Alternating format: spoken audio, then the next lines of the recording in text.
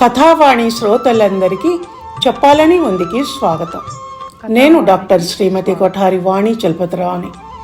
ఈనాటి మన చెప్పాలని ఉందిలో హృదయాన్ని తాకే ఒక ఆలోచనాత్మకమైన ప్రయోజనాత్మకమైన టాపిక్ గురించి మాట్లాడుకుందాం. టాపిక్ పేరేమిటంటే మానవ సంబంధాలు. రచన, స్వరం రెండు నావే అని మీకు ప్రత్యేకంగా చెప్పనవసరం లేదు కనుక సీదా సబ్జెక్ట్లోకి వెళ్ళిపోతాను. మనిషికి మధ్య ఉండే సంబంధం రెండు హృదయాలకు సంబంధించింది. హృదయం అంటేనే అది స్పందించే లక్షణం కలది, భావాత్మకమైన అనుభూతులతో కూడినది, పరస్పర సంబంధి అయినది. అది కాకపోతే మానవత్వ సంబంధమైనది కావచ్చు. ఎందుకంటే మనిషి సాంఘజీవి. నలుగురితో కలిసి జీవనం కొనసాగిస్తూ పరస్పరం ఇచ్చిపుచ్చుకునే ప్రక్రియతో ఒక సమాజంగా ఏర్పడి సుఖంగా, సంతోషంగా, సౌకర్యవంతంగా బతకాలని కోరుకుంటాడు మనిషి. టార్జాన్లా అడవుల్లో జంతువుల మధ్య మాటా పలుకు లేకుండానో, ఎడారిలో ఒంటరిగా తోడు నీడ లేకుండానో బతకాలని కోరుకోడు. మనిషి అంటేనే నిర్వచనం మనిషి తత్వం కలిగినవాడు, తద్వారా మానవత్వాన్ని పొంది ఉన్నవాడు అని అర్థం. దాన్ని మర్చిపోయి ప్రవర్తించేవాడు పశువో రాక్షసుడో అవుతాడు కానీ మనిషి కాడు. ముందు వ్యక్తి, ఆ తర్వాత కుటుంబం, ఇంకా ముందుకు వెళ్తే సమాజం. ఆ సమాజం మన వీధి, మన ఊరు అంత చిన్నది కావచ్చు, ఈ దేశం, ఈ ప్రపంచం అంతా పెద్దది కావచ్చు. ఏదైనా సమాజమే. దేనితో ఉండే సంబంధ బాంధవ్యాలు, ఆదాన ప్రదానాలు దానివి. ఒక మంచి వ్యక్తిగా తనను తాను నిర్మించుకోగలిగిన వాడు, ఒక మంచి కుటుంబ సభ్యుడిగా అమ్మా నాన్నలు, తోబుట్టువులు, జీవిత భాగస్వామి, పిల్లలు, మనవళ్ళు, మనవరాళ్ళు వీళ్ళందరితో కలిసి ప్రేమ వాత్సల్యాలతో, బంధాలు అనుబంధాలతో మనగలుగుతాడు. కుటుంబం ప్రస్తావన వస్తే వెనకటి కాలపు ఆ ఉమ్మడి కుటుంబాలు, ఆ కుటుంబ సభ్యుల మధ్య ఉండే ఆప్యాయత అనురాగాలు, సంస్కృతి సంప్రదాయాలు, అనుబంధాలు ఇవే ఎవరికైనా అంటే మధ్య వయస్కులకు, పెద్దలకు మనసులో మెదులుతాయి. ఈ కాలం పిల్లలకు ఆ కుటుంబాల కథ తెలియదు. మళ్ళీ కథ అని ఎందుకన్నానంటే నిజంగా అది ఓ కథలాగే ఉంటుంది కనుక. పెద్ద పెద్ద వసారాలు, మధ్య హాళ్ళు, విశాలమైన గదులు, భోజనశాలలు, పైకప్పు మసిబట్టిన మట్టి వంటిళ్ళు, ఆ వంటింట్లో కట్టెల పొయ్యి మీద, పిడకల దాలిగుంట మీద, బొగ్గుల కుంపటి మీద వంటలు ఇవన్నీ గుర్తుకొస్తాయి. ఒక్క ఇంట్లో ఓ డజన్ మందో 2 డజన్ల మందో సభ్యులు ఉండేవాళ్ళు. అత్తలు, మామలు, కొడుకులు, కోడళ్ళు, తల్లిదండ్రులు, పిల్లలు, మనవళ్ళు, మునిమనవళ్ళు కాక అత్తగార్ల అత్తగారులు, తండ్రుల తాతలు, ఇలా ఏ 5-6 తరాల వారో ఓ కప్పు కింద ఒకే మాటగా, ఒకే కట్టు అన్నట్టుగా కలిసి జీవించేవాళ్ళు. పిల్లలు అలా లేకుండా వాళ్ళ మధ్య పొరపచ్చాలు వస్తే తండ్రి కొడుకులను దగ్గర కూర్చోబెట్టుకొని కలిసి ఉంటే కలదు సుఖం, మనిషికి బలగమే బలం వంటి మంచి మాటలు చెప్పి సర్దుబాటు చేసేవాళ్ళు. తోటికోడళ్ళు, వదినా మరదళ్ళు మధ్య కీచులాటలేమైనా వస్తే ఇంటి పెద్దలైన ఆడవాళ్ళు, ఆడపడుచు ఇంటికి లక్ష్మి, ఇంటికి దీపం ఇల్లాలు, కోడలు సహనమూర్తి అయితే కుటుంబమంతా సుఖపడుతుంది వంటి మాటలు చెప్పి ఎవరి స్థానాన్ని వాళ్లకు చూపించి దానికున్న విలువను, ఇవ్వవలసిన గౌరవాన్ని బోధించేవాళ్ళు. అలా చెప్పటం, ఆడవాళ్ళు అలా ఉండటం, వారిని బానిసలుగా చూడటం అన్న ఆలోచనలు ఆ కాలం మగవాళ్లకే కాదు ఆడవాళ్లకు కూడా ఎప్పుడూ వచ్చేవి కావు. ఇంట్లో పెళ్ళో మరో శుభకార్యమో ఉందంటే ఆ ఊర్లోని ప్రతి ఇంటి నుంచి పాలు, పెరుగు, కూరగాయలు వచ్చేవి. ఆడవాళ్ళు వంటలు చేయటంలో, మగవాళ్ళు పందిళ్లు వేయటంలో ఆ కుటుంబ సభ్యులకు సహాయపడేవారు. ఇక చుట్టుపక్కల నుంచి బండెనక బండి అన్నట్టు ఎన్నో గుడిసె బండ్లు కట్టుకొని వారం 10 రోజుల ముందే వాళ్ళ వీలును బట్టి, వాళ్లతో వీళ్లకున్న చుట్టరికాన్ని బట్టి వచ్చేవాళ్ళు చుట్టపక్కలు. పొన్ను రోకళ్ళ టక్కు టక్కుమన్న శబ్దాలు, విసరాయే గిరగిరలు, రుబ్బుపత్రాల తిరగళ్లతో సందడిగా ఉండేది ఇల్లు. వడియాలు పెట్టడం, అప్పడాలు ఒత్తడం, పసుపు కొట్టడం, అరిసెలు జంతికలు చేసి గంపలకు పోయటం, ఇలా ఒకటా రెండా 5 రోజుల పెళ్లి వేడుక అదిరిపోయేది బాజా భజంత్రీలతో సహా.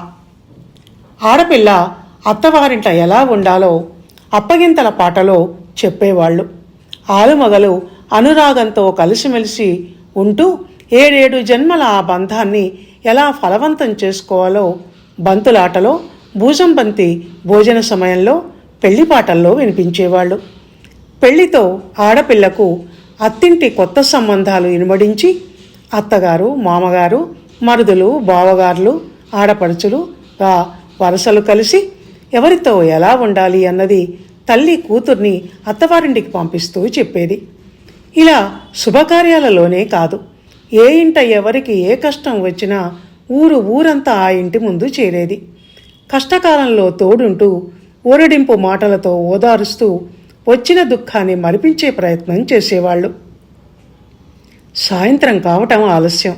ఆడవాళ్లు ఏ ఇంటి ముంగిలిలోనో వసారాలోనో కూర్చొని ఇంటి కబుర్లు, వంటల కబుర్లు చెప్పుకుంటే, మగవాళ్ళు బయట అరుగుల మీదో ఊరి సావడిలోనో కూర్చొని పొలాలు, పాడి పంటలు, ఊరి సంగతులు మాట్లాడుకునేవాళ్ళు.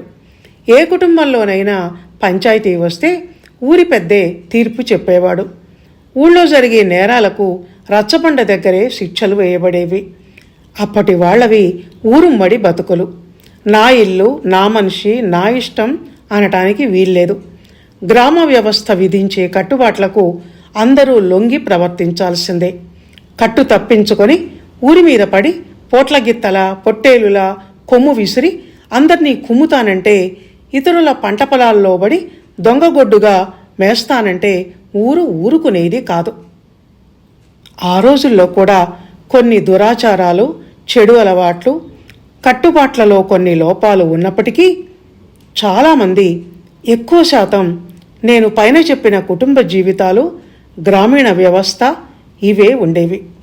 అప్పటి పద్ధతులు ఇప్పటి వాళ్లకు కొన్ని నచ్చకపోయినా, నప్పకపోయినా, ఈ కాలానికి తగదు అని తోసిపుచ్చినా, మానవ సంబంధాలకు గట్టి పునాది పడింది, మనిషి తత్వానికి నిలువెత్తు ఉదాహరణగా నిలిచింది ఆ కాలపు జన జీవితమే అని మాత్రం బల్లగుద్ది చెప్పవచ్చు.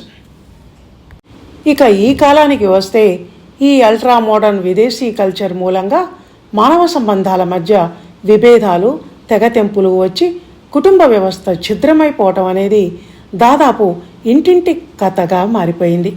ఇది ఉమ్మడి కుటుంబాల కాలం కాదు, కనీసం ఒక కుటుంబం కాలం కూడా కాదు, వేరు కాపురాల కాలం.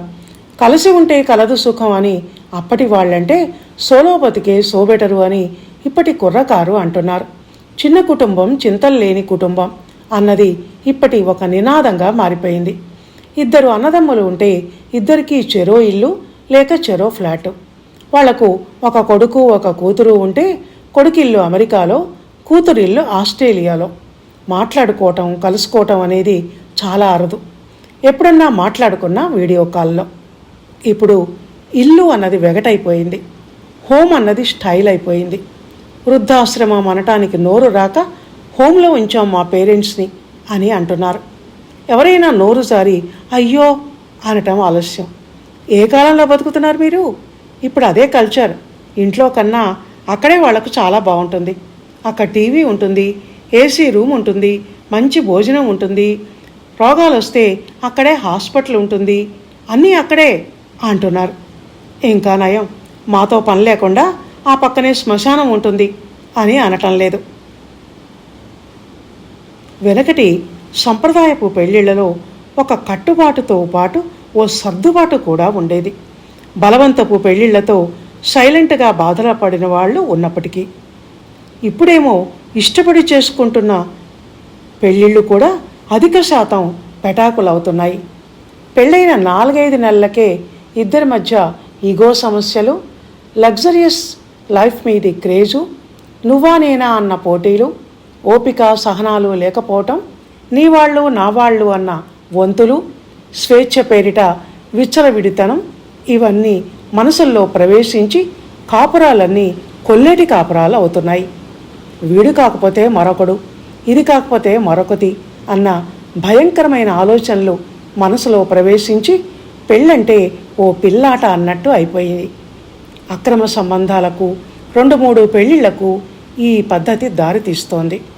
దాంతో వాళ్లకు పుట్టిన సంతానానికి సైకలాజికల్ ప్రాబ్లమ్స్ రావటం, ఒక్కోసారి సైకోలుగా నేరస్తులుగా మారటం జరుగుతోంది. ఇప్పుడు సమాజం అనేదే లేదు అసలు. ఏక్ నిరంజన్, అదేంటంటే తప్పేంటి అంటూ అడ్డం వాదించటం. ఇప్పుడు తప్పు అన్న పదానికి సొసైటీలో చోటే లేదు. అంతా రైటే, అంతా హక్కుల గురించి మాట్లాడేవాళ్లే. పెళ్ళాలను వదిలిపెట్టిన మొగుళ్లకు డైవర్స్ ఇచ్చిన పెళ్ళాలు, వీళ్ళిద్దరూ కలిసి చట్టపట్టాలేసుకొని నిస్సిగ్గుగా వీధుల్లో షికార్లు కొట్టడం. జనం సైతం వాళ్లకు స్వాగత హారతులిస్తున్నారు ప్రోత్సహిస్తూ. దాంతో సామాజిక విలువలు అంతరించిపోతున్నాయి. వ్యక్తి విలువలు, కుటుంబం విలువలు అన్న ఊసే లేకుండా పోతోంది. ఇప్పుడే ఉంది, ఇంకా ముందు ముందు చూడండి. ఇప్పుడున్న పెద్ద తరం, మధ్య వయస్సు తరం కాలగర్భంలో కలిసిపోయాక అప్పటికి పెద్దవాళ్లయ్యే ఇప్పటి పిల్లలు ఓ కొత్త ప్రపంచాన్ని సృష్టిస్తారు. అవి చూడటానికి అప్పుడు మనం ఉండం గనక అదృష్టవంతులం. నిజానికి ఈ మానవ సంబంధాలు అంటే రక్త సంబంధాలు, కుటుంబ సభ్యుల మధ్య అనుబంధాలు ఇవే కావు. ఇవి మాత్రమే కావు.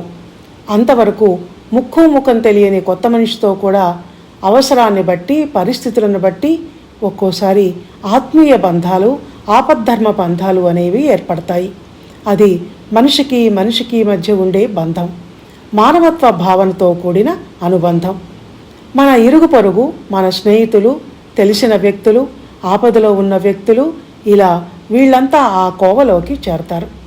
మానవ సంబంధాలను మంచిగా మేనేజ్ చేసే సహృదయం, చేయగల నేర్పు ఉన్న వాళ్ళ మనసు ఒక పుష్పక విమానం. ఎంతమంది అందులో ప్రవేశించినా మరొకరికి చోటుంటుంది. అందరూ నా వాళ్ళు అనుకోగలిగిన వాళ్లకు ఈ జగమే ఒక ప్రేమ మందిరం. అలా కాక నాకు నేనే అనుకుంటే చుట్టూ ఎంతమంది ఉన్నా మనిషి జీవితంలో ఒంటరే. ఒక సెల్ ఫోన్ చేతిలో పట్టుకొనో, ఒక ల్యాప్టాప్ ఒళ్ళో పెట్టుకొనో మౌనమునిలా జీవితమంతా అలా మౌనంగానే గడపాల్సి వస్తుంది. దేవుడు మనకు నోరు ఇచ్చింది మరో మనిషితో ప్రేమగా మాట్లాడమని, కళ్ళిచ్చింది సాటి మనిషి కళ్ళల్లోకి చూస్తూ మనసు ఊసలు చెప్పమని, మనసు ఇచ్చింది మనసున్న మరో మనిషికి దాన్ని ఇచ్చి పుచ్చుకోమని, సుఖంలోనైనా కష్టంలోనైనా మనిషికి వాటిని పంచుకునే మరో మనిషి తోడు ఉండాలి. అతనితో మనసు బంధాన్ని గట్టిగా ముడివేయగలగాలి. అప్పుడే ఈ మనిషి జన్మకు సార్థకత, జీవితానికి ఓ అందం, చందం, ఆకర్షణ. అదే జీవితం అనే కళ.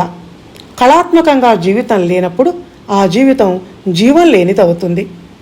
అలాంటిది ఉండి లేనట్టుండే జీవితాలు మనకొద్దు. జనారణ్యాలలోనో కాంక్రీట్ జంగల్లోనో కాదు మనం బతకాల్సింది. మనుషుల మధ్య బతకాలి. ఎన్నో మనసుల మధ్య ఓ మనసుమై ప్రేమను ఇచ్చిపుచ్చుకునే మనుషులు నిర్మించిన ఓ అద్భుత ప్రపంచంలో శాంతిగా, మనశ్శాంతిగా, సమయం తెలియనంతటి సందడితో ప్రేమైక జీవనం గడపాలి. అంటే అందరితో సత్సంబంధాలు కలిగి ఉండాలి, సత్సాంగత్యాలు ఉండాలి. మాట మంతితో జ్ఞానాన్ని, అవగాహనను పెంచుకోవాలి, పంచుకోవాలి అని కోరుతూ నా ఈ మాటల్ని ఇంతటితో ముగిస్తాను. ఇదండి మానవ సంబంధాలు అనే ఆర్టికల్. విన్నారు కదా? ఇది కనుక మీకు నచ్చినట్టయితే లైక్ చేయండి, షేర్ చేయండి, కామెంట్ చేయండి. మళ్ళీ వచ్చే వారం మరో మంచి వ్యాసంతో కలుసుకుందాం. అందాక సెలవు. ధన్యవాదాలు.